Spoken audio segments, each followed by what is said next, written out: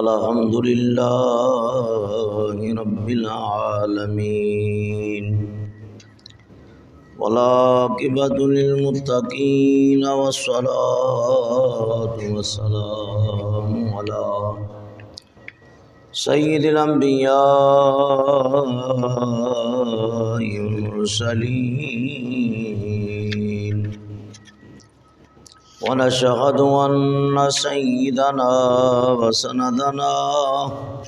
شفيعنا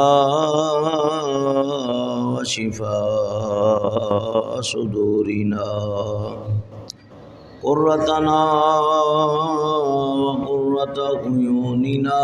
مطلوبنا مسعودنا وموجودنا ومقصودنا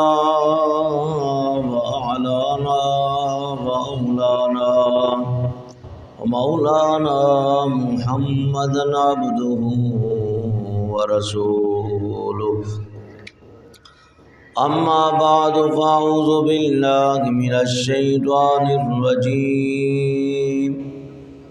بسم الله الرحمن الرحيم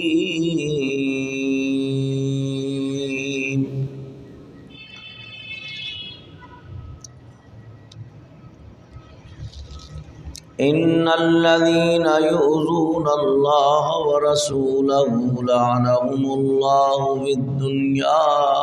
والآخرة وأعد لهم عذابا مهينا صدق الله العظيم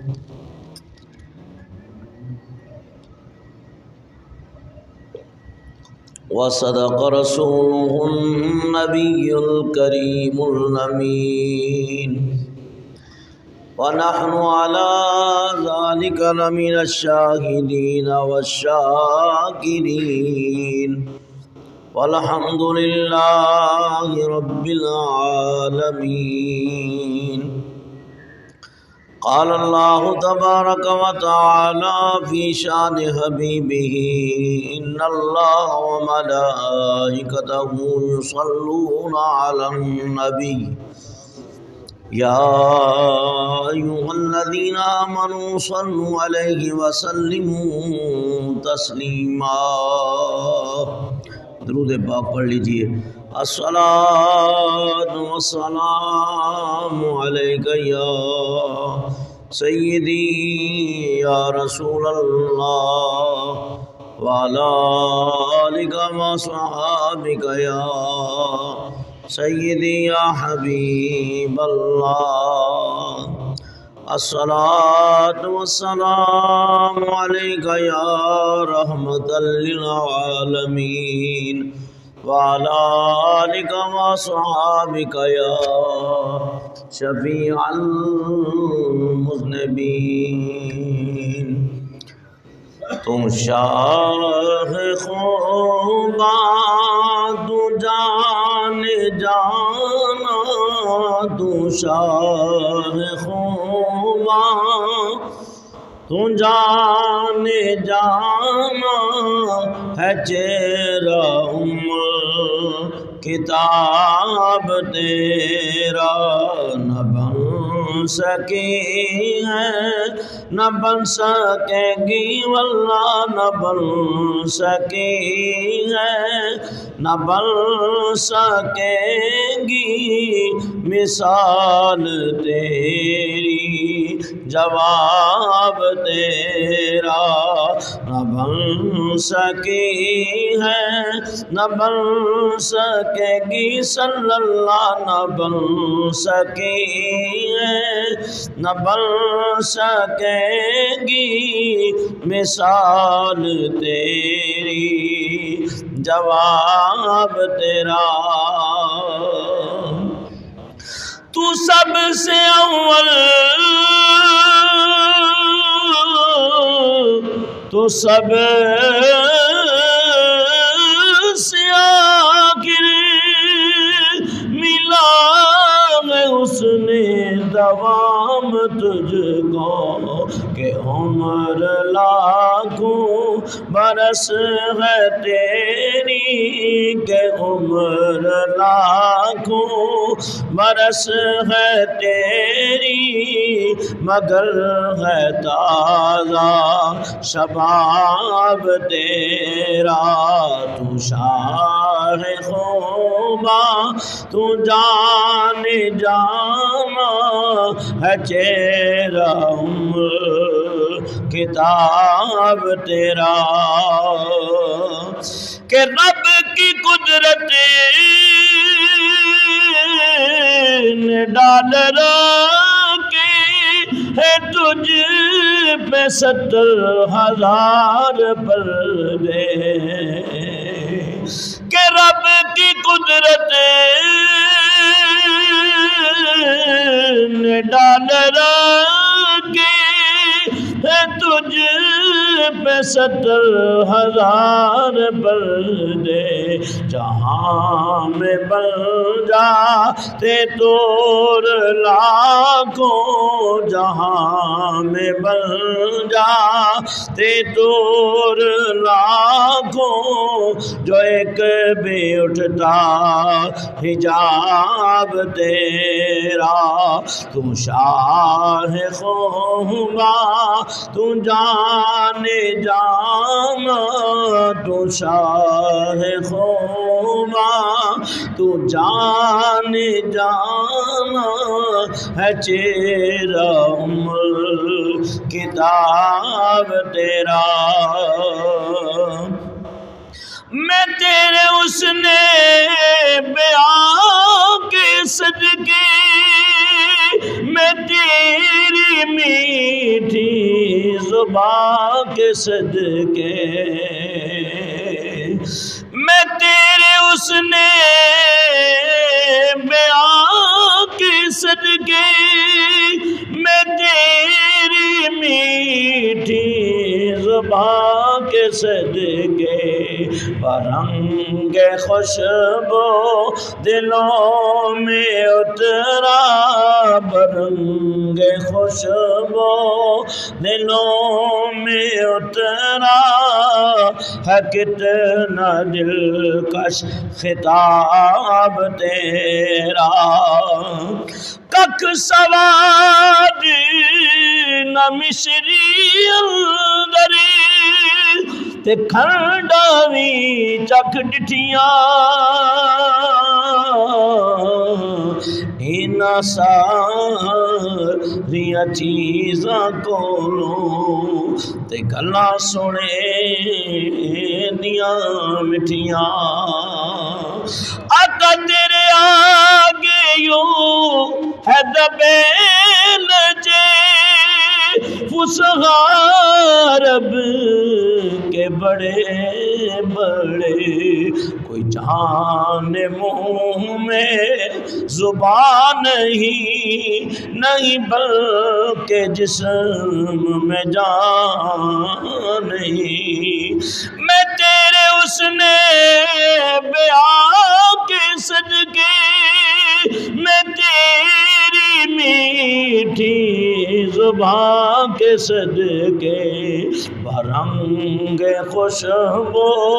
دلوں میں اترا صلی اللہ برنگ خوشبو دلوں میں اترا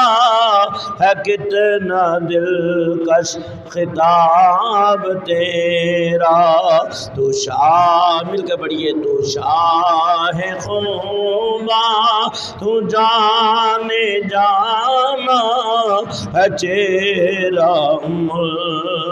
کتاب تیرا ہے تو بھی صائم عجیب انسان کہ روز محشر سے ہے ہراساں کہ روز محشر بہکے پنج تن کہ روز محشر بہکے پنج تن آسان ہوگا حساب تیرا تو شاہ خوباں تو جان نام ہے تیرا عمر کتاب تیرا حمد و ثنا بعد ادنات مصطفیٰ دی تحیت و ثنا۔ قرآن کریم کی سورہ مبارکہ سورۃ الاحزاب ایک آیت کریمہ تلاوت کی ہے، اور آج جمعہ المبارک 29 اکتوبر 2021 1443 ہجری ربیع الاول کا مہینہ، اور 2 دن بعد آج 29 ہے، کل ہفتہ 30 ہے، اتوار کو 31 ہے۔ 1929 اور 31 اکتوبر کو وہ عاشق رسول شمع رسالت کا پروانہ جس نے لاہور کے اندر آنکھ کھولی، اور 22 سال کی عمر کو یہ نوجوان ابھی نہیں پہنچا تھا کہ نبی پاک صاحب الاولاق صلی اللہ علیہ وسلم کی عزت و ناموس کے اوپر پہرا دیتا ہوا شمع رسالت کا پروانہ اپنے نبی پہ قربان ہو گیا، اور جسے لوگ غازی علم الدین کے نام سے یاد کرتے ہیں، اور رہتی دنیا تک حضور پرنور صلی اللہ تعالی علیہ وسلم کے عاشق ہوتے رہیں گے اور ہوتے ہوئے آئے ہیں۔ اور جب تک یہ زمین یہ آسمان قائم ہے، کائنات کا سلسلہ ہے، تب تک محمد عربی صلی اللہ علیہ وسلم کے غلام بھی حضور کی عزت و ناموس پہ پہرا دیتے رہیں گے۔ فرمایا نماز اچھی، روزہ اچھا، حج اچھا، زکوٰۃ اچھی، مگر میں باوجود اس کے مسلمان ہو نہیں سکتا، نہ جب تک کٹ مروں شاہ بطحا کی عزت و عظمت پر، خدا شاہد ہے کامل میرا ایمان ہو نہیں سکتا۔ محمد کی غلامی دین حق کی شرط اول ہے، جو اس میں ہو اگر خامی تو سب کچھ نامکمل ہے، اور محمد کی غلامی سند ہے آزاد ہونے کی، خدا کے دامن توحید میں آباد ہونے کی۔ اور اقبال کہتا ہے غلامان محمد جان دینے سے نہیں ڈرتے، یہ سر کٹ جائے رہ جائے کوئی پرواہ نہیں کرتے۔ تو آج ہم سب جمع ہیں غازی علم الدین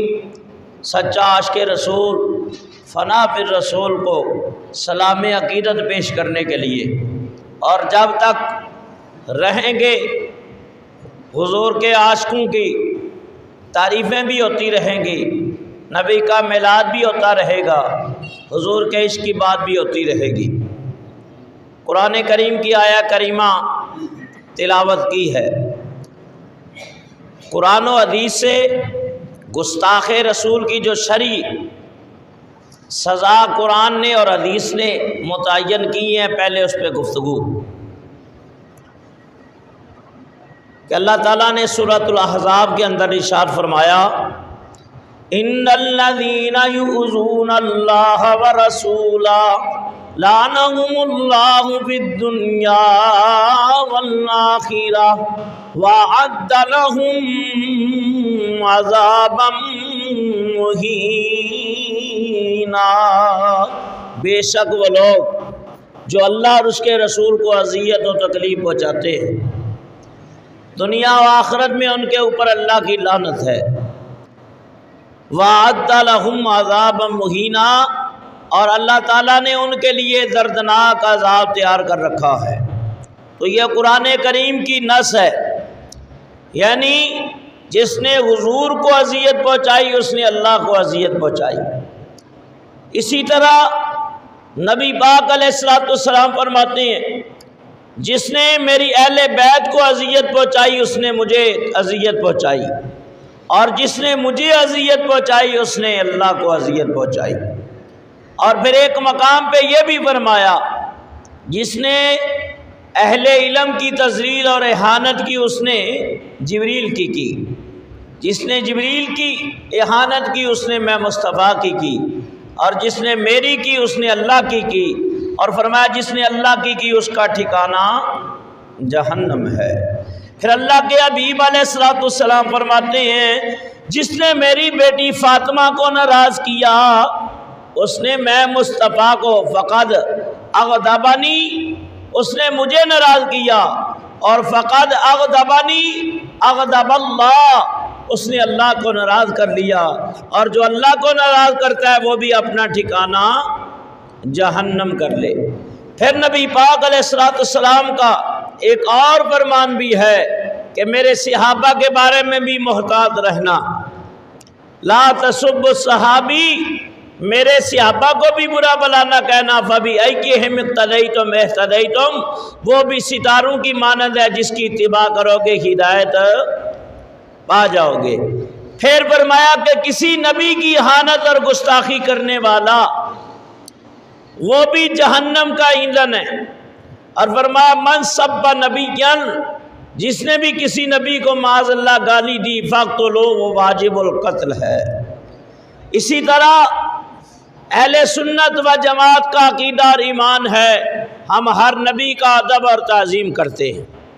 ہر رسول کا احترام کرتے ہیں، اور نبی پاک علیہ السلام اور آپ کی آل اور آپ کے اصحاب اور آپ کی ازواج، آپ کے اہل بیت،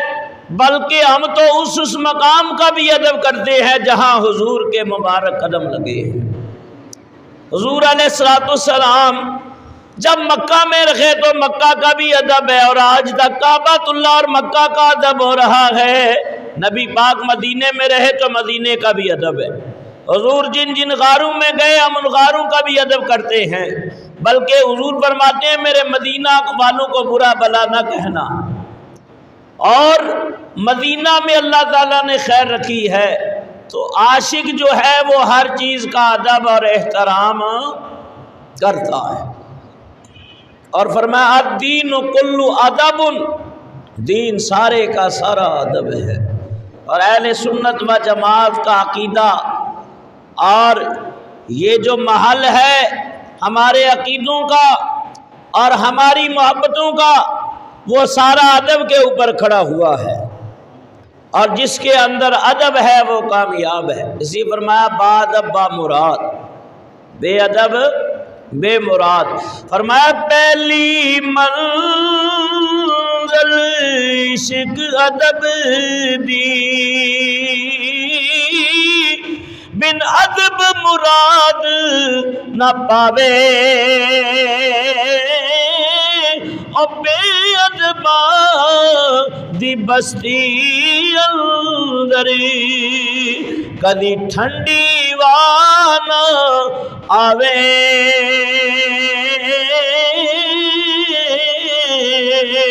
اسی اللہ فرماتا ہے ان الذین یؤذون اللہ، جنہوں نے اللہ تعالیٰ کو اذیت و تکلیف پہنچائی، فرمایا کہ ورسولو،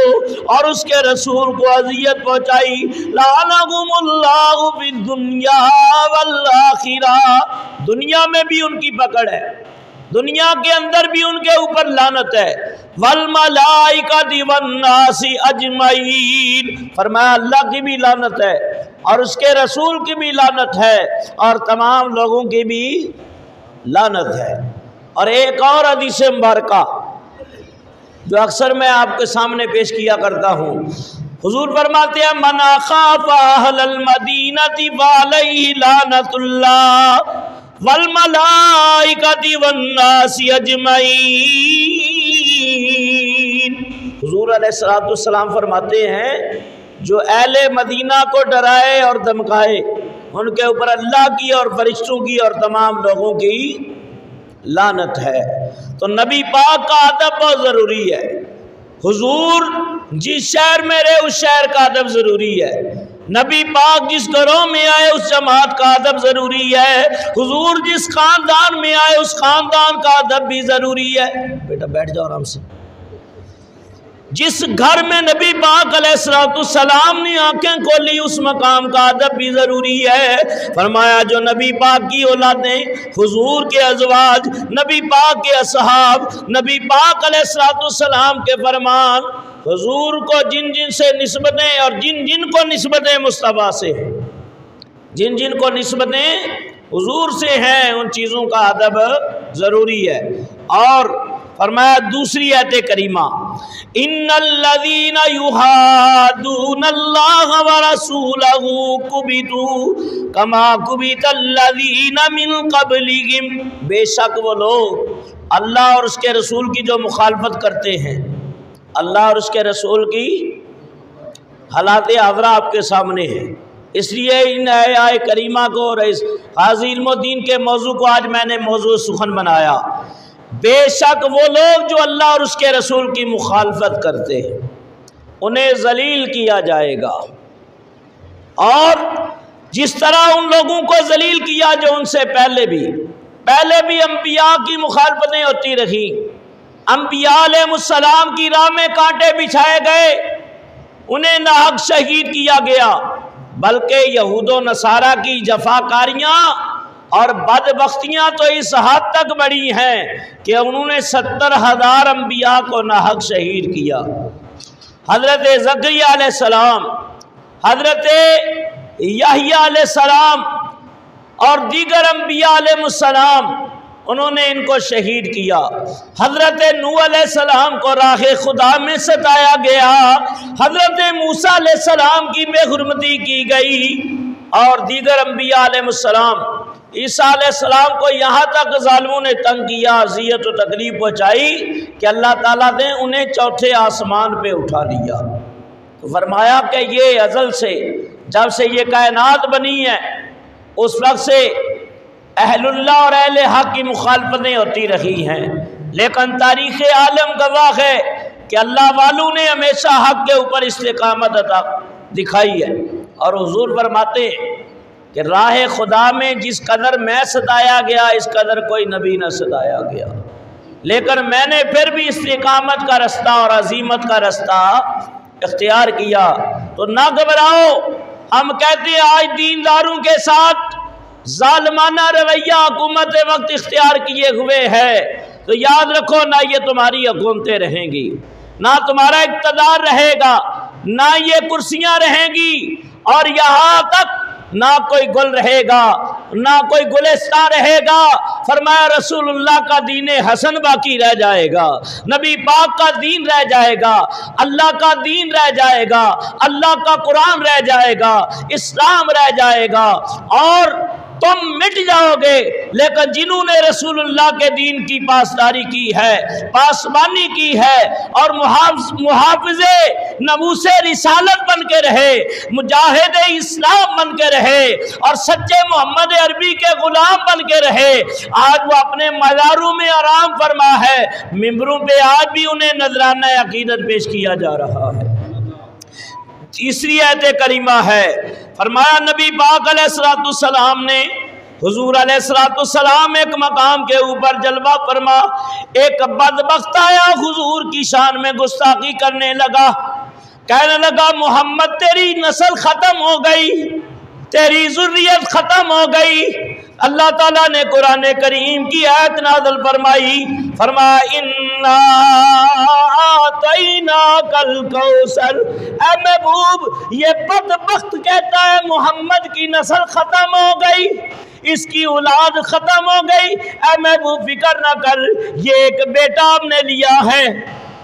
یہ 2 بیٹے تیرے چلے گئے، تیسرا بھی چلا گیا، چوتھا بھی چلا گیا۔ شاید یہ بدبخت منافق اور کافر یہ خیال کرتے ہیں محمد عربی کی نسل ختم ہو گئی۔ فرمایا محبوبہ فکر نہ کر، اِنَّا أَعْطَيْنَاكَ الْكَوْثَرَ، ہم نے تجھے خیر کثیر عطا کر دیا، تجھے اتنی روحانی اولاد عطا کر دی ہے کہ کسی نبی کی اتنی روحانی اولاد نہیں ہوگی۔ حضور تمام امت کے لیے روحانی طور پہ نبی ہے۔ ایک بدبخت آیا اور اس نے گستاخی اور بے ادبی کی، حضور کی طرف منہ کر کے تھوک دیا، اور معاذ اللہ نبی پاک کو اس نے دیوانہ اور مجنوں کہا، استغفر اللہ الیاذ باللہ تعالی۔ حضور علیہ السلام خاموش ہو گئے، کیونکہ جب بھی کوئی رسول کی شان میں بے ادبی کرتا، گستاخی کرتا، اللہ تعالیٰ کا دریائے جلال جوش میں آ جاتا، اللہ تعالیٰ قرآن کی آیتیں نازل فرما کے اس کی مذمت کرتا، اس دشمن کو جواب دیتا۔ ابو لہب کہنے لگا ہے محمد تیرے معاذ اللہ تیرے دونوں ہاتھ ٹوٹ جائیں۔ اللہ نے فرمایا اور یاد رکھو بدبختہ میرے محبوب کے ہاتھ تو سلامت ہی سلامت رہیں گے لیکن تیرے ہاتھ ٹوٹ جائیں، تبت یدا ابی لہب تب تیرے دونوں ہاتھ ٹوٹ جائیں اور تیرا کمائی کا مال تیرے کوئی کام نہ آئے۔ اور پھر اللہ تعالیٰ نے فرمایا جس نے حضور کو مجنون اور دیوانہ کہہ کے پکارا، اللہ تعالیٰ نے قرآن کریم کے اندر 10 آیتیں قرآن کی نازل فرما کے، میرے دوستا مسلمانہ غور کرنا فکر کرنا، قرآن کی 10 آیتیں رب نے نازل فرمائی اور اس میں آخری آیت نازل فرما کے مہر ثبت کر دی، فرمایا تُلِّم بَعْدَ ذَلِكَ زَنِيمٌ۔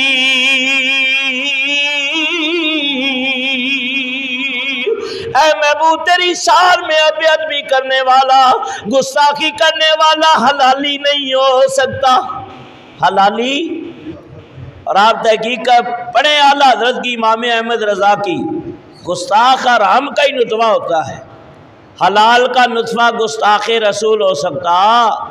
نہیں ہے۔ فرمایا کہ عاشق رسول گستاخ نہیں ہو سکتا اور گستاخ رسول کبھی عاشق رسول نہیں ہو سکتا، اس لیے زنا کو حرام قرار دیا ہے۔ اللہ فرماتا ہے وَلَا تَقْرَبُوا الزِّنَا إِنَّهُ كَانَ فَاحِشًا وَسَاءَ سَبِيلًا، فرمایا لوگوں زنا کے قریب نہ جانا، زنا جیسا عمل کرنا اللہ تعالیٰ کے عذاب کو دعوت دینا ہے۔ حضور فرماتے ہیں جو زانی ہوتا ہے 15 بیماریوں اور تکلیفوں میں مبتلا کر دیتا ہے، اللہ تعالیٰ اس کے چہرے سے نور ختم کر دیتا ہے، اس کی زندگی سے برکت ختم کر دیتا ہے۔ فرمایا اس کی اولاد بھی گستاخ ہوتی ہے، کبھی فرما بردار نہیں ہوتی، اللہ تعالیٰ اس کے لیے نیکوں کی دعاؤں کی قبولیت کے دروازے بند کر دیتا ہے، اور بھی بہت سارے عذابات ہیں۔ لیکن فرمایا زنا سے، حرام تخم سے گستاخ رسول پیدا ہوتا ہے، اس لیے رب نے فرمایا تُلِّم بَعْدَ ذَلِكَ زَنِيمٌ، اے محبوب جو تجھے دیوانہ اور مجنوں کہہ کے پکار رہا ہے اس کی اصل میں خطا ہے، اس کی اصل میں مولا اس کی اصل میں خطا ہے۔ وہ سن کے گھر چلا گیا، مخالفت تو کرتے تھے مکے والے، کافر مخالف بھی تھے، قریش میں مخالف بھی تھے، بنی ہاشم میں مخالف بھی تھے، مکے والے مخالف بھی تھے، لیکن ایک بات پہ ان کا یقین تھا کہ محمد غلط کلام نہیں کرتا صلی اللہ علیہ وسلم، ان کی زبان سے جو نکلتا ہے وہ حقیقت میں مبنی ہوتا ہے۔ گھر چلا گیا تلوار لے کے غصے کے عالم میں، ماں لیٹی ہوئی تھی اور ماں کے سینے کے اوپر جا کے پیر رکھ دیا، جوتی سمیت پیر رکھ دیا، کہنے لگا بتا میری اصل میں کوئی خطا ہے، میں حلالی پیداوار ہوں یا حرام کی پیداوار ہوں؟ ماں نے کہا اگر حلال کا ہوتا تو ماں کے سینے پہ پیر نہ رکھتا، اگر حلالی ہوتا تو ماں کے قدموں میں گرتا، اگر حلالی ہوتا تو ماں کے قدموں کو چومتا، اگر حلالی ہوتا تو ماں کو آنکھیں نہ دکھاتا، اگر حلالی ہوتا تو اتنی بے ادبی اور جسارت کی جرت نہ کرتا۔ تیری واقعہ اصل میں خطا ہے، یہ مجھ سے ہی گناہ ہوا ہے، تیرے جیسا بدبخت پیدا ہوا ہے۔ تو یاد رکھو اللہ فرماتا ہے حبیب تو بھی عظیم، تیرا علم بھی عظیم،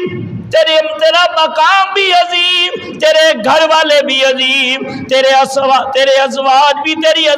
بھی عظیم، تیرے اصحاب بھی عظیم، اور قیامت تک جو تیرے سے محبت کریں گے میں انہیں بھی عظمتیں عطا کرتا رہوں گا،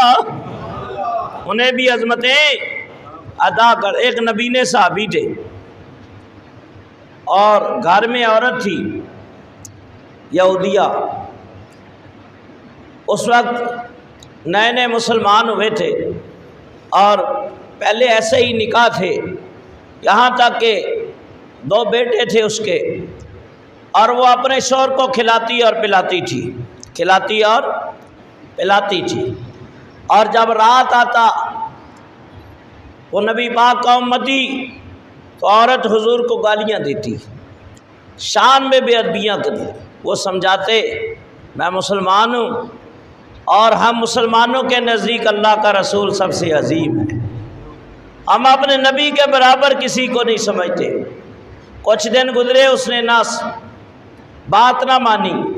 آخر عاشق رسول کو جوش آیا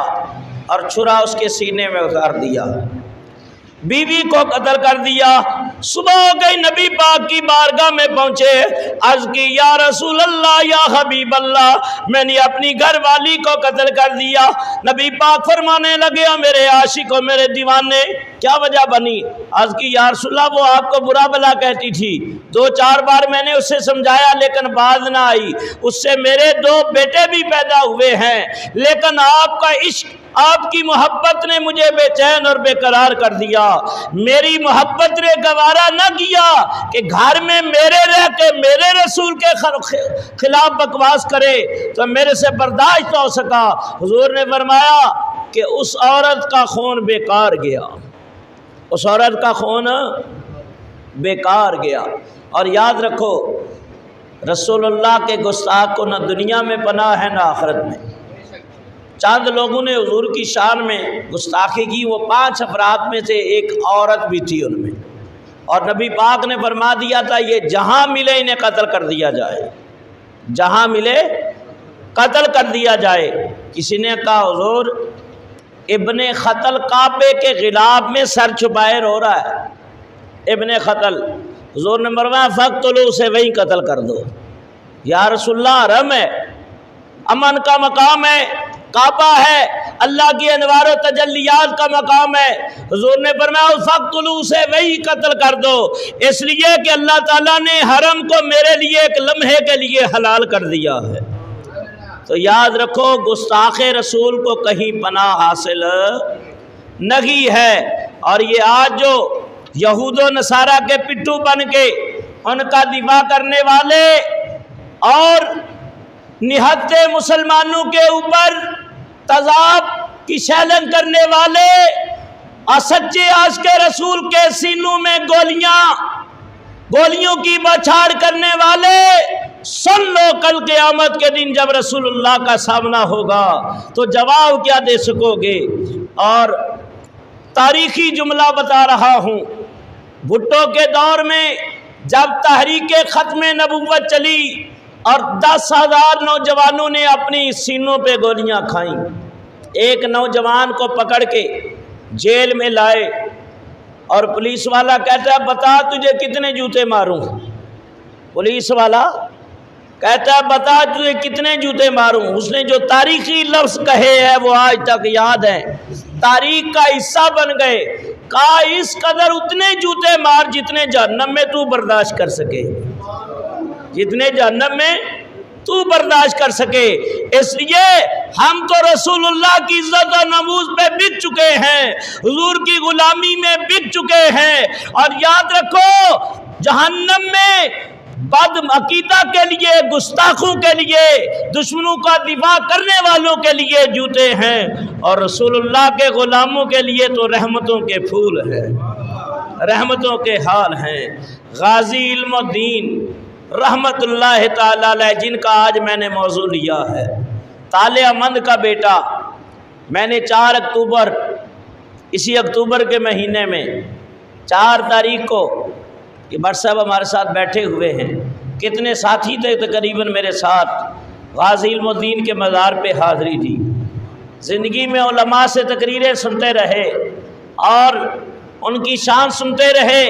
لیکن دل میں ایک خواہش تھی، یا اللہ کہ مجھے غازی علم الدین کے مزار پہ پہنچا دے تاکہ میں اس عاشق رسول کے مزار کی زیارت بھی کروں جو آج سے 92 سال پہلے پھانسی کے پھندے کے اوپر لٹک کر اپنی جان مصطفیٰ کے نام پہ قربان کر دی، حضور کے عشق میں اپنے آپ کو قربان کر دیا۔ اور یاد رکھو غازی سے کوئی ہمارا کوئی رشتہ نہیں ہے، کوئی ہمارے خاندان کا فرد نہیں ہے، بس اتنی سی بات ہے کہ محمد سے وفا تو نے تو ہم تیرے ہیں، یہ جہاں چیز ہے کیا لوح و قلم تیرے ہیں۔ اس دور کے اندر راجپال نے جب گستاخی اور بے ادبی کی، یہ کتاب کے اندر وہ گستاخیوں کچھ حصہ لکھا ہے، لیکن میری زبان اس ہمت نہیں لیتی، جسم لرزہ پر اندام ہوتا ہے کہ جو اس بدبخت نے رسول اللہ کی شان میں گستاخیاں کی ہیں، میں ان لفظوں کو اپنی زبان پہ لانا بھی گوارا نہیں کرتا۔ اس بدبخت نے اس کتاب کا نام رکھا رنگیلا رسول، معاذ اللہ۔ اور حضور علیہ السلام کی ذات، آپ کی ازواج، آپ کا نکاح فرمانا، اس کے اوپر اس نے عملے، ایسے عملے کیے جو ناقابل برداشت تھے، اور جس سے مسلمانوں کے جذبات مجروح ہوئے، ریلیاں نکلی، جلوس نکلے، جگہ جگہ جلسے ہونے لگے، اس لیے کہ حضور کے عاشق جہاں ہیں وہ بے قرار ہو جاتے ہیں، وہ تڑپتے ہیں۔ اور حضرت امام مالک کا قول ہے کہ جس قوم کے اندر رسول اللہ کی گستاخی کی جائے اور پھر اس میں سے کچھ لوگ کھڑے نہ ہوں اور اپنے نبی کی عزت و ناموس کا دفاع نہ کرے، تو ایسے لوگوں کو زمین پہ زندہ رہنے کا کوئی حق نہیں ہے۔ غازی علم الدین رحمت اللہ تعالی علیہ فرمایا کہ جب اس کے کانوں میں آواز، 3 مقام پہ انہیں وہ رسول اللہ کا عشق نصیب ہوا، دل میں ذوق اور ولولہ پیدا ہو گیا، شوق پیدا ہو گیا، علم الدین اب پیچھے رہنا بیکار ہے۔ غازی علم الدین جا رہے تھے کہ سامنے سے ایک جنازہ آ رہا تھا، اور جنازے والے کلمہ پڑھ رہے ہیں، کلمہ طیبہ زبان کے اوپر جاری ہے، ایک جمع غفیر ہے۔ علم الدین کہتا ہے جنازہ لے جانے والوں بتاؤ یہ جنازہ کس کا ہے؟ کسی نے کہا منڈیا تو پوچھ کے کی کرنا ہے، یہ کدھا جنازہ ہے؟ کہا میری خواہش ہے مجھے پتہ چلے جنازہ کس کا ہے۔ کہا یہ بہت بڑے عالم دین ہیں، محدث حدیث ہیں، عاشق رسول ہیں، اور حضرت تاج الدین بابا رحمت اللہ تعالی علیہ۔ غازی علم الدین نے جنازے کے اوپر ایک نظر کی، منہ مدینے کی طرف کر لیا، کہنے لگا مدینے کے تاجدار جس شان سے اس عاشق کا جنازہ نکلا ہے، عاشقوں کے جنازے پہ دعائیں قبول ہو جاتی ہے، اللہ تعالیٰ کی رحمتیں برستی ہیں، مولا مجھ میرے اوپر بھی کرم کر۔ جب علم الدین کا جنازہ چلے تو یوں اس شان سے چلے، سبز گنبد والے منظور دعا کرنا، اے سبز گنبد والے منظور دعا کرنا، جب وقت نظائے دیدار عطا کرنا۔ حضرت غازی علم الدین کی دعا قبول ہو گئی۔ ایک دن پھر باٹی دروازے سے گزر رہے ہیں، اور ایک عاشق رسول حضرت عطا اللہ شاہ بخاری رحمۃ اللہ علیہ تقریر کر رہے ہیں، بڑے بڑے علماء ہیں، پیران اعظام ہیں، مشائخ کرام ہیں، وقت اتنا نہیں میں ان پیروں کا ان علماء کا نام لوں۔ علم الدین بھی جا کے بیٹھ گیا، اور عطا اللہ شاہ بخاری فرما رہے تھے اور مسلمانوں تمہیں سیدہ خدیجہ الکبریٰ کی پکار آوازیں دے رہی ہے، حضرت عائشہ صدیقہ کی پکار آ رہی ہے کوئی نبی پاک علیہ السلام کی عزت و ناموس پہ قربان ہونے والا؟ علم الدین کے کانوں میں جب یہ آواز ٹکرائی، دل سے آواز نکلی، علم الدین جلدی کر اور دیر نہ کر، جان تو ویسے بھی جانی ہے، ایک دن ویسے بھی بہت آنی ہے، ایک دن دنیا سے رخصت ہو جانا ہے، لوگ بیماری میں بھی مر جاتے ہیں، لوگ حادثے سے بھی مر جاتے ہیں، زلزلے کے اندر آ کے دب کے مر جاتے ہیں، طوفانوں کی نظر ہو جاتے ہیں۔ علم الدین بڑا خوش نصیب ہے جو نبی کی ناموس پہ قربان ہو جائے۔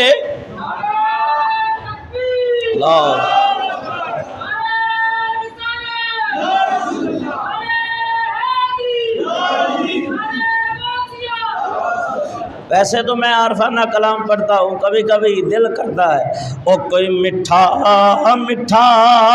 پانی کوئی میٹھا میٹھا او پانی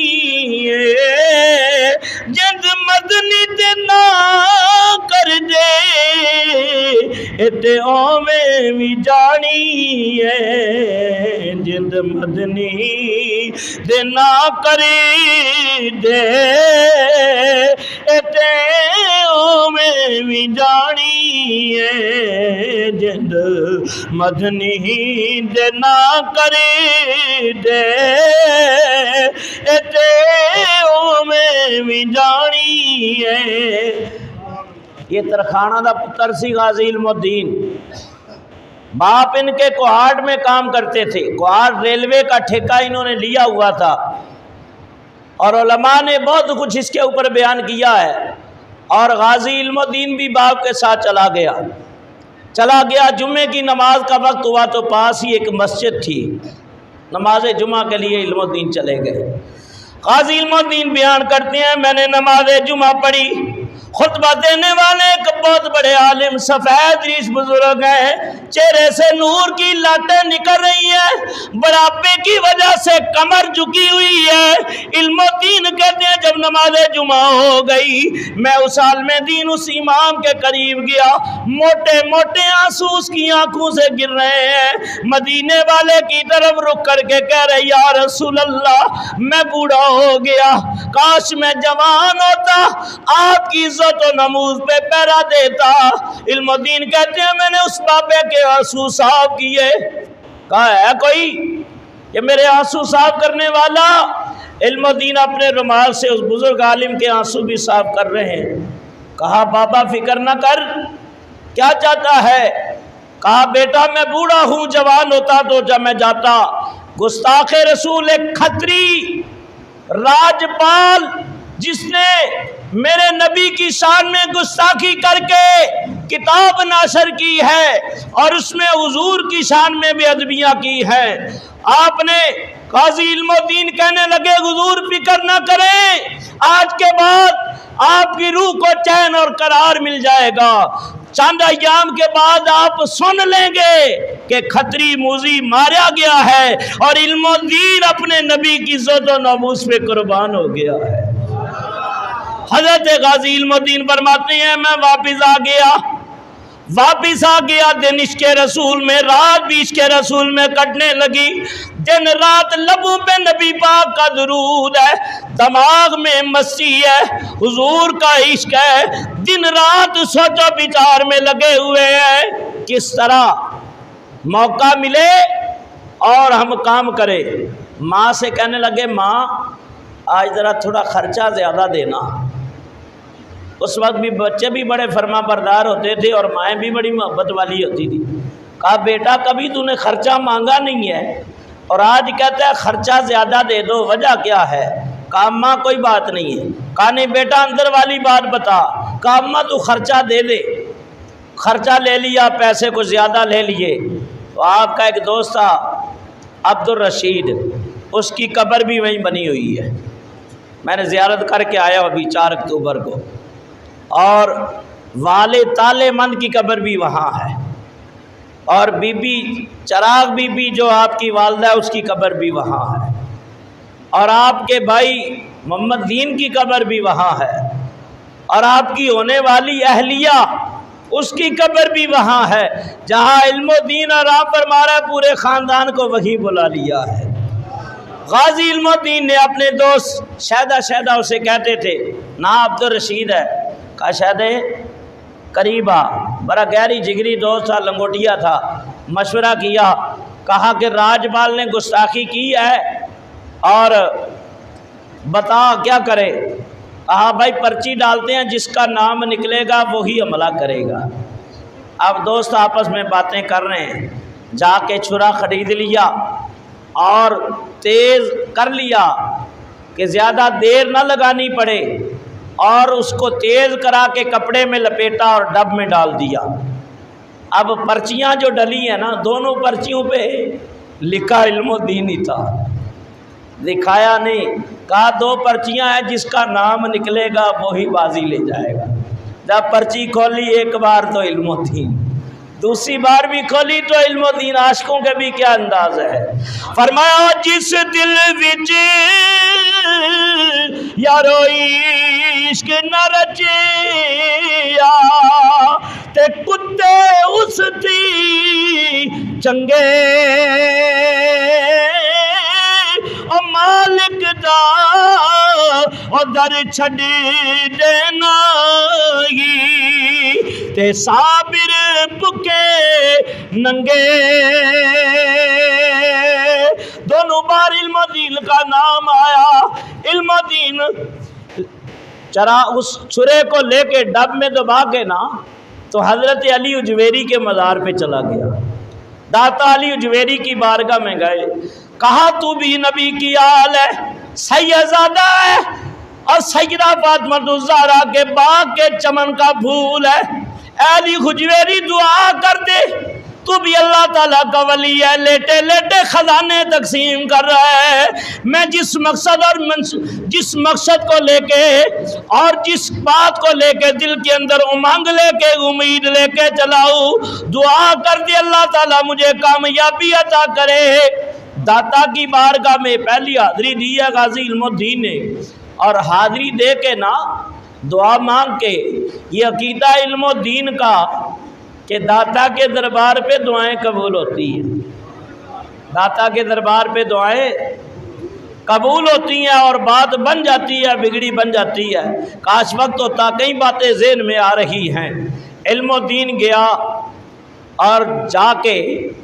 کانوں میں بندرے ڈالے، مسلمان کو منع ہے، لیکن بندرے اس لیے ڈالے کہ بڑی چھان بین ہو رہی تھی اور سپاہی لگائے ہوئے تھے، تو ہندوؤں والا اولیاء بنا کے نا علم الدین نے گئے تاکہ پتہ چلے کہ کوئی مسلمان نہیں ہے، کیونکہ کام گستاخ رسول کا تمام کرنا تھا اور پاس ہی کھوکھا تھا۔ اور راجپال جب اپنی دکان میں آتا، جو اس کی کتابوں کی دکان تھی، وہ آتا تو پھر فون کرتا تھا، اور انگریز کا دور تھا تو وہ فون کرتا تو 2 سپاہی بھیج دیے جاتے۔ تو یہ آ کے کافی دیر سے علم الدین انتظار کر رہا تھا۔ جیسے اس کی گاڑی آ کے رکی نا تو کھوکھے والے نے کہا، پان والے نے، وہ جو اندر داخل ہو رہا ہے وہی راجپال ہے۔ بس اتنا سننا تھا، ادھر علم الدین پہنچ چکا تھا اور کہا، اور راجپال تو ہی ہے؟ کہا ہاں میں ہی راجپال ہوں۔ اور تو نے ہی مسلمانوں کے نبی کے خلاف کتاب لکھی ہے؟ کہا میں نے لکھی ہے۔ کہا میرے نبی نے فرمایا کہ کسی کو دھوکے سے قتل نہ کرنا، کسی کو دھوکے سے قتل نہ کرنا، کھڑا ہو جا اور اپنا سنبھالا کر لے۔ اور ادھر علم الدین نے ڈب سے خنجر نکالا اور اس کے سینے پہ بس کر دیا اور 2-4 وار کیے، جس سے اس کی انتڑیاں بھی کٹ کے بہر زمین پہ آ گئی، اور علم الدین بہر نکلا بڑے فخرانہ انداز کے اندر،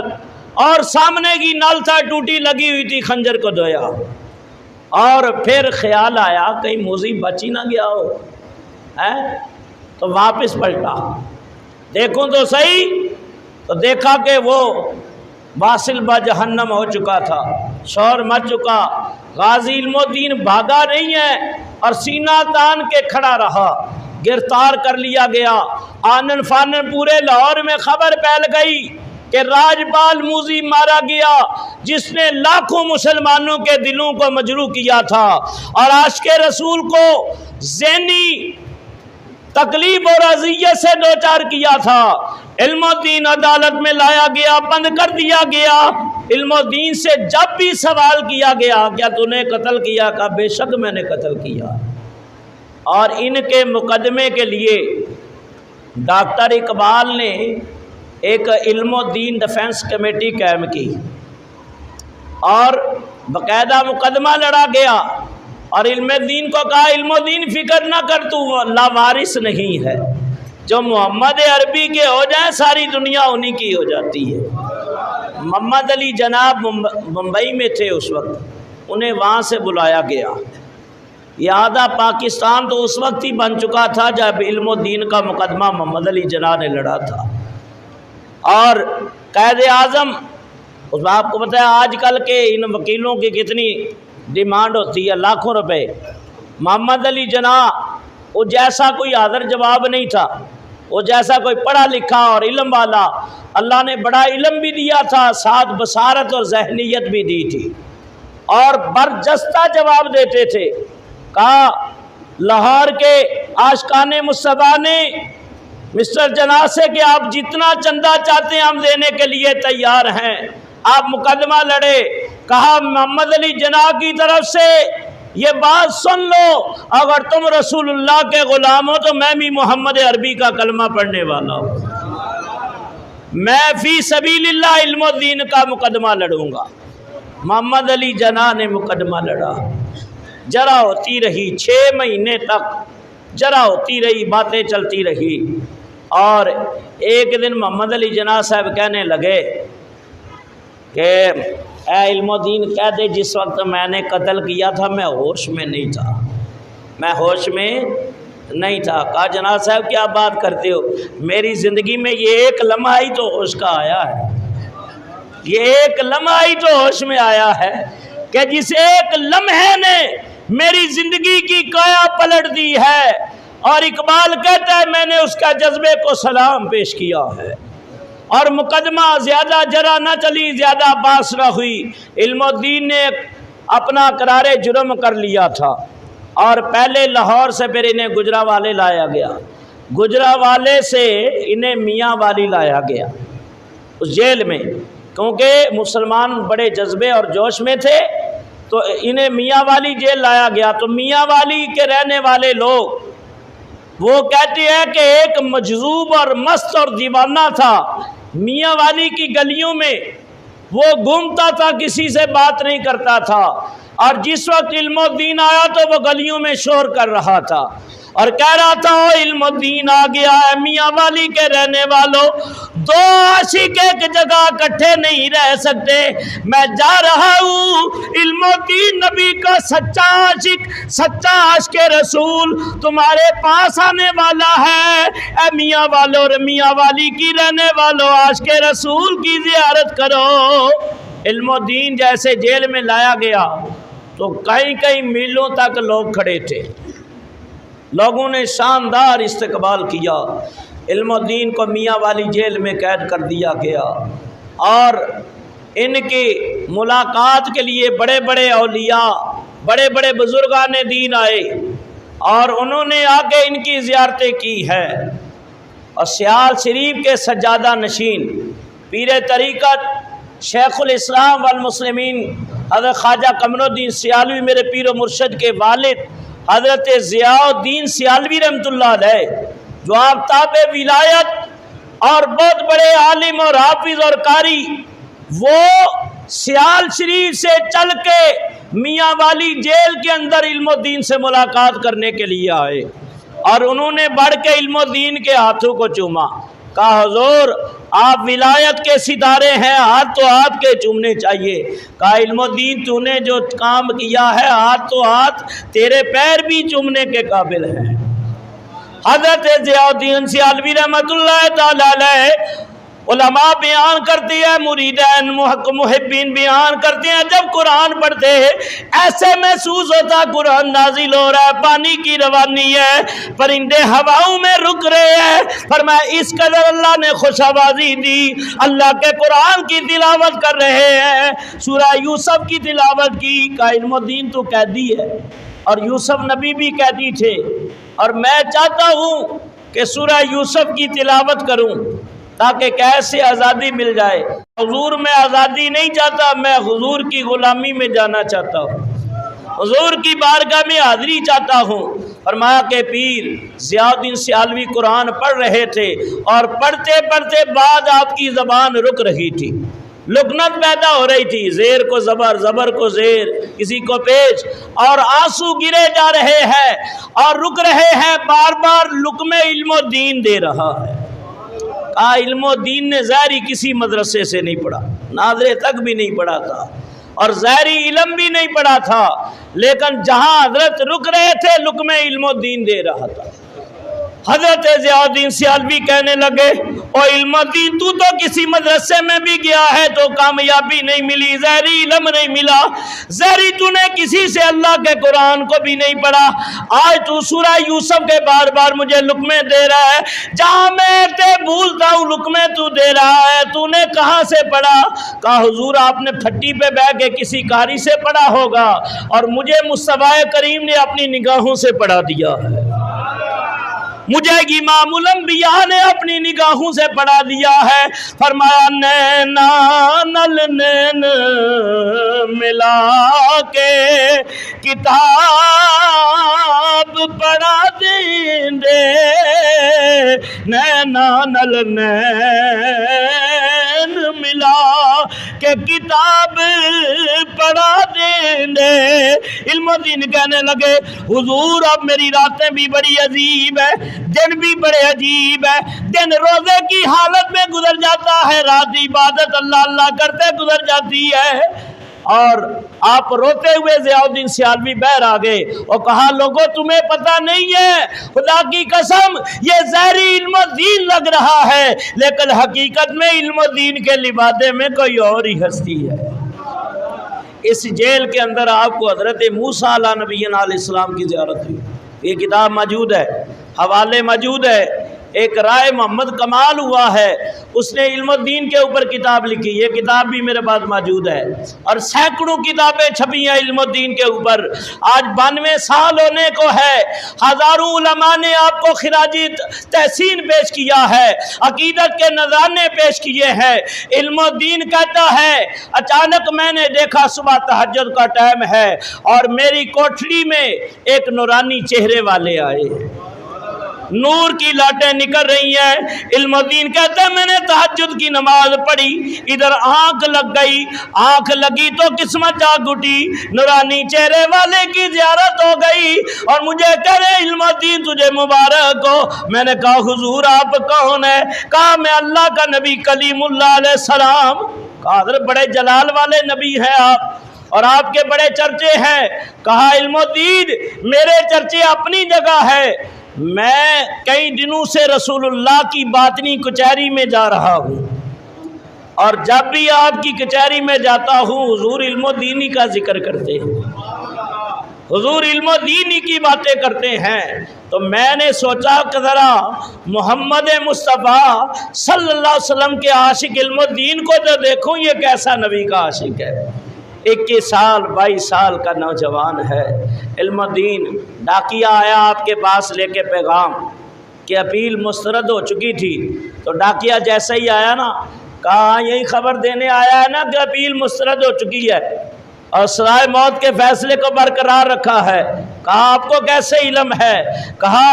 کہ جس نبی کی عزت پہ پہرا دیا ہے اس کے صدقے اللہ نے سارا علم بھی عطا کر دیا ہے۔ اور جب آنے والے نے پیغام دیا علم الدین تجھے پھانسی کی سزا کا حکم سنایا جا رہا ہے، کہا شکر الحمدللہ کہ میری محنت ٹھکانے لگی ہے، اور جس نبی کے لیے میں نے یہ سب کچھ کیا تھا اللہ کا شکر ہے ان کی بارگاہ میں قبولیت ہو گئی ہے۔ کہا کہ 30 اکتوبر کی رات علم الدین رحمۃ اللہ تعالی علیہ اور 30 اکتوبر کو تقریباً 5 دستے آپ سے ملاقات کرنے کے لیے آئے، یہ آخری ملاقات تھی، اور 31 کی صبح 9 بجے غازی علم الدین کو تختہ دار پہ لٹکا دیا جانا تھا۔ اس ملاقات میں ملاقات کرنے والے ایک عاشق رسول شاعر اہل سنت استاد عشق لہر بھی آئے، اور عشق لہر جب آئے شاعر تھا اور شاعرانہ انداز تھا۔ کہا علم الدین آج چاہتا ہوں کچھ اشعار تم مجھے سنائے۔ کہا یہ شعراء کا کام ہے،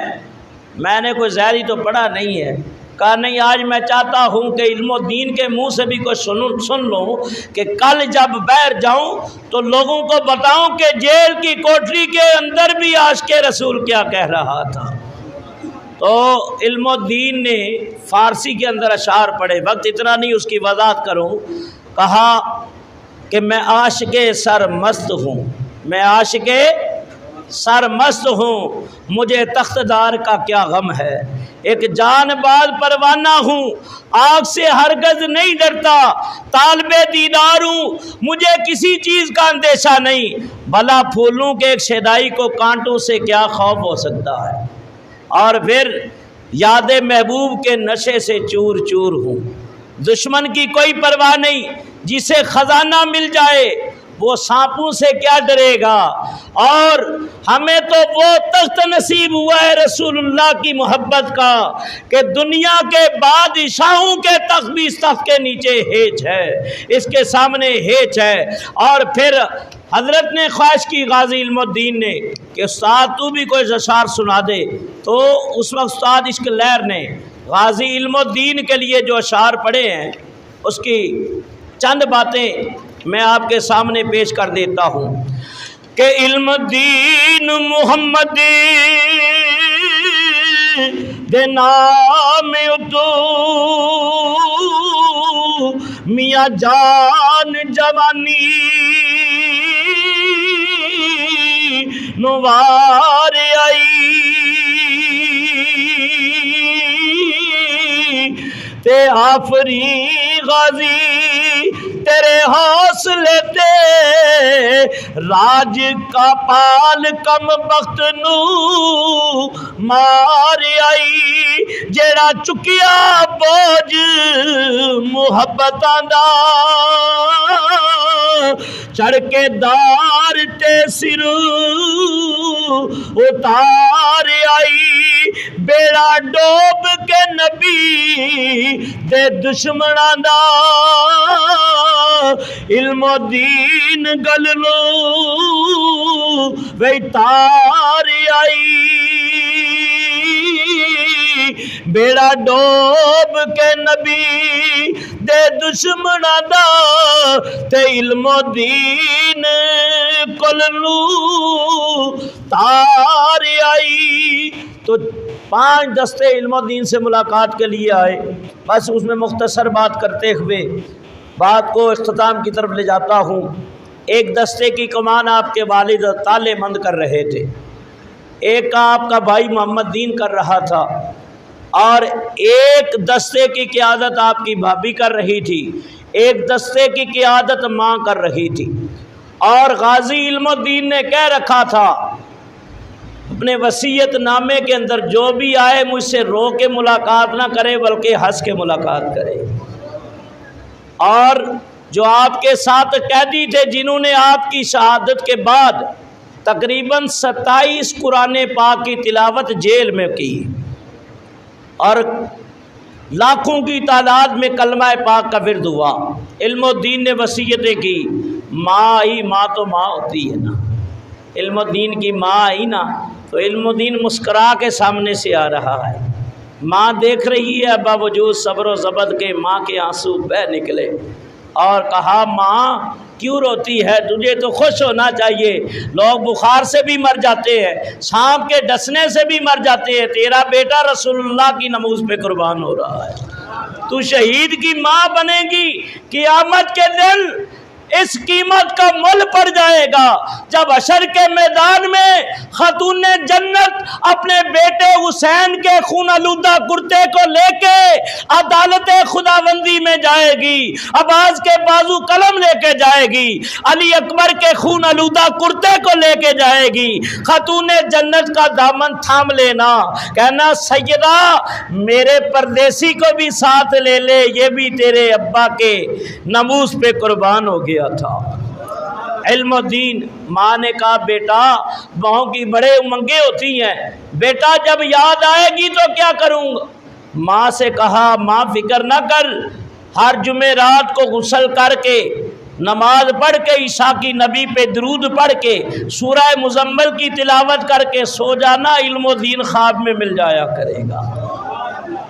اور بڑی بڑی ملاقاتیں ہوئی اسی جیل کے اندر، نبی پاک صلی اللہ علیہ وسلم سے ملاقات ہوئی، حضور علیہ السلام، اور یہاں تک کہ 31 اکتوبر 1929 کو میاں والی جیل صبح 9 بجے آپ کو تختہ دار پہ لایا گیا، اور جب لایا گیا تو اس وقت کے تاریخ دانوں نے لکھا ہے کہ ان کا 124 پاؤنڈ وزن تھا، اور جب تختہ دار پہ لے جایا گیا تو 140 پاؤنڈ وزن تھا، 140 پاؤنڈ وزن تھا کہ لوگوں کو پھانسی کا حکم ہوتا ہے، سوکھ جاتے ہیں، کھانا پینا چھوڑ جاتے ہیں، حواس باختہ ہو جاتے ہیں، علم و دین کا وزن بڑھ گیا۔ اور جب جلاد آیا کہا تیرے گلے میں پھندا ڈالنا چاہتا ہوں، کہا ادھر ہٹ جا، میں پھندا اپنے گلے میں خود ڈالوں گا۔ اور جو جیل کا سپریڈنٹ تھا کہنے لگا اور علم و دین یہ خودکشی ہے، کہا تجھے یہ بات نظر نہیں آئے گی، خدا کی قسم یہ رسول اللہ کی خاطر جان ملی ہے اور انہی پہ قربان کر رہا۔ پھانسی کے پھندے کو چوما، گلے میں ڈالا، اور جلاد نے تختہ دار کا جو پھٹا کھول دیا، اور یہ نبی کا پروانہ اپنے نبی کی بارگاہ میں پہنچا، روح جسم سے پردہ کر گئی، لاوارثوں کے قبرستان میں دفن کر دیا گیا۔ ڈاکٹر اقبال نے شخصی ضمانت دی اور کہا، کیونکہ فساد کا ڈر تھا مسلمانوں کا اور ہندوؤں کا، تو ڈاکٹر اقبال نے کہا اگر کوئی فساد ہو تو اس کی جگہ مجھے قتل کر دیا جائے، پھانسی پہ لٹکا دیا جائے۔ اور جنازہ پڑھنے کے لیے 6 لاکھ افراد شامل تھے، اور مولانا دلدار الوری اعلیٰ حضرت امام احمد رضا کے خلیفہ اور مرید، اور جب انہوں نے کھڑے ہو کے ایک نظر کی تو گر کے بے ہوش ہو گئے۔ کہا خدا کی قسم میں نے اپنی آنکھوں سے رسول اللہ کو آتے دیکھا۔ محمد علی جناح اس جنازے میں شریک تھا، ڈاکٹر اقبال اس جنازے میں شریک تھا،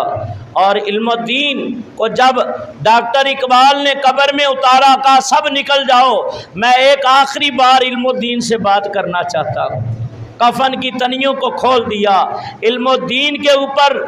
ڈاکٹر اقبال جھک گئے، کہا علم الدین تیری خواہش تھی کہ میرا جنازہ جو ہے وہ لاہور کے اندر پڑا جائے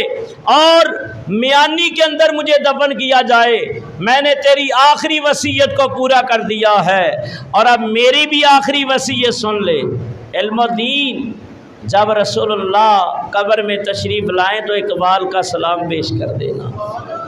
اور پھر باہر نکلے اقبال کہنے لگے حضرت پیر جماعت علی شاہ صاحب جو 85 سال عمر تھی سید زادے کی، پاکستان بنانے میں ان کا بڑا کردار ہے، جنہیں محمد علی جناح نے سفیر اسلام کا لقب ان کو بھی دیا، عبدالعلیم میٹھی جو امام شاہ نورانی کے والد ہیں ان کو دیا، اور وہ اس وقت موجود تھے۔ سید جماعت علی شاہ صاحب نے علم الدین کے پاؤں کو چوما، کہا شاہ جی آپ سید ہو کے علم الدین کے پاؤں کو چوم رہے ہیں، کہا خدا کی قسم میں نے وہی عمل کیا ہے جو ایک عاشق کو کرنا چاہیے۔ کہا ماتھے کو کیوں نہیں چوما؟ کہا ماتھے کو رسول اللہ نے چوما ہے، پاؤں کو جماعت علی چوم رہا ہے۔ تو یہ عاشق رسول جس کی لاش کو 13 دن بعد اس قبرستان لاوارثوں سے نکال کے، اور جب قبر کو کھولا گیا تو خوشبوئیں آ رہی ہیں، لاش اسی طرح سلامت ہے، جسم سلامت ہے۔ میانی میں 4 اکتوبر کو ہماری حاضری ہوئی اور ہم وہاں گئے اور سلام عقیدت پیش کیا، اور علم الدین کی میت جو سلامت ہوئی اس نے ایک سبق دے دیا، اور یا رسول اللہ والو تمہارا عقیدہ حق ہے، تمہارا عقیدہ حق ہے، زمین میلی نہیں ہوتی،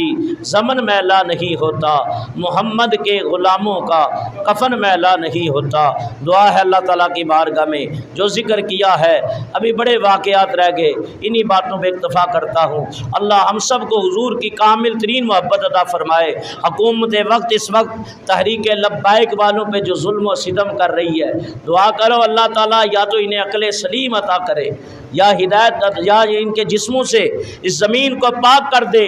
یا رسول اللہ تیرے چاہنے والوں کی خیر، دعا کرو اللہ تعالیٰ اس وطن کے اندر نظام مصطفیٰ کو جاری و ساری فرمائے۔ اور ایک وقت آئے گا ہمارے بزرگوں نے، ہمارے اکابرین نے، اور امام شاہ نورانی یہ خبر دے گئے لوگوں یہ صدی غلبہ اسلام کی صدی ہے، وہ وقت دور نہیں ہے جب حضور کے دین کا قانون اس ملک کے اندر ہوگا، اور ظالم جتنا ظلم کر رہے ہیں نہ یہ کرسی رہے گی، یا نہ تخت رہے گا، نہ یہ اقتدار رہے گا، رسول اللہ کا دین بھی رہ جائے گا، آپ کا قرآن بھی رہ جائے گا، اور نبی پاک کا اسلام ہی رہ جائے گا۔ یہ ظالم نہ پہلے رہے نہ اب رہے، یاد رکھو یہ تاریخ کربلا۔ فرمایا کہ اسلام زندہ ہوتا ہے ہر کربلا کے بعد، نہ یزید کا وہ ستم رہا نہ زیاد کی وہ جفا رہی، جو رہا تو نام حسین کا جسے زندہ رکھتی ہے کربلا۔ دعا ہے جو تحفظ نبوس رسالت کا دفاع کرتے ہوئے جو لوگ جام شہادت نوش کر گئے، اللہ ان کی بخشش فرمائے، اللہ انہیں اپنے جوار رحمت میں جگہ عطا فرمائے۔ وما علینا الا البلاغ المبین۔